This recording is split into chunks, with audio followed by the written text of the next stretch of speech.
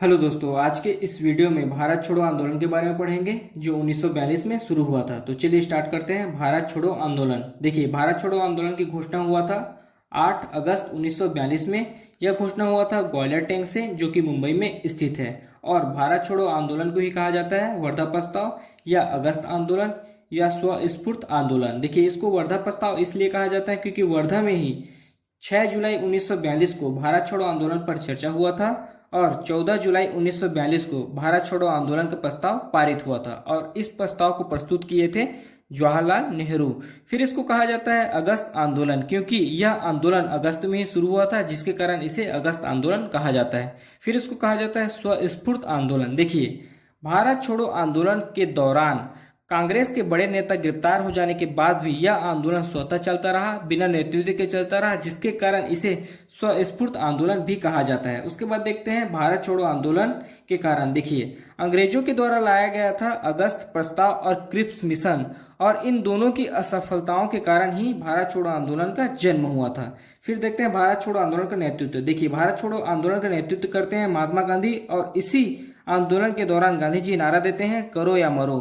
यह आंदोलन शुरू होता है 9 अगस्त 1942 को, और इसी दिन अंग्रेजों के द्वारा रात्रि में चलाया जाता है ऑपरेशन 00, जिसके तहत रात्रि 12 बजे कांग्रेस के सभी बड़े नेता को गिरफ्तार कर लिया जाता है उनके स्थानों पर, और उन्हें जेल में डाल दिया जाता है। फिर देखते हैं कौन से जेल में कौन से नेता को रखा गया है।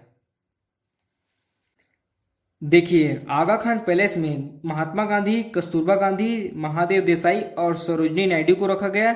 फिर अहमदनगर किला में जवाहरलाल नेहरू, अबुल कलाम आजाद, जेबी कृपलानी, पट्टाभी सीतारामैया, डॉक्टर सैयद महमूद, गोविंद वल्लभ पंत जी को रखा गया। फिर हजारीबाग जेल में जयप्रकाश नारायण को रखा गया, और बांकीपुर जेल में डॉक्टर राजेंद्र प्रसाद को रखा गया। फिर देखते हैं, देखिए, जेल में ही कस्तूरबा गांधी और महादेव देसाई की मृत्यु हो जाती है, और हजारीबाग जेल से जयप्रकाश नारायण फरार हो जाते हैं। उसके बाद गांधी जी जेल से ही 10 फरवरी 1943 को 21 दिन की उपवास का घोषणा करते हैं, और 21 दिन वह उपवास रहते हैं। 21 दिन उपवास रहते हैं, वह घोषणा करते हैं 10 फरवरी 1943 को। फिर 6 मई 1944 को, अगले वर्ष 6 मई 1944 को गांधी जी का स्वास्थ्य खराब हो जाने के कारण गांधी जी को रिहा कर दिया जाता है। देखिए, गांधी जी घोषणा करते हैं 10 फरवरी 1943 को 21 दिन के उपवास का।